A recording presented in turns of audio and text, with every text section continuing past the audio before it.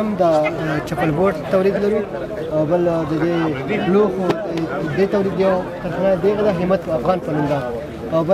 بل یو فابریکه ده چې هغه تولیدات موږ د مصنوعي لوښي تولیدوي. څه چې دلته ما ولیدل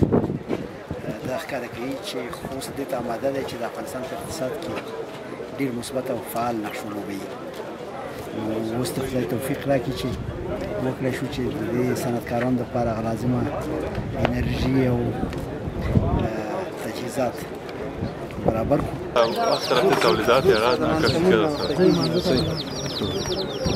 موږ کوم تولیدات چې دلته ولیدل کوم صنعتکاران مو چې دلته ولیدل چې دوی خپل تولیدات راوړي وو دا انشاءالله موږ ته دا توقع راکوي چې په راتلونکي کې به خوست یو اساسي تولیدي ولایت وي او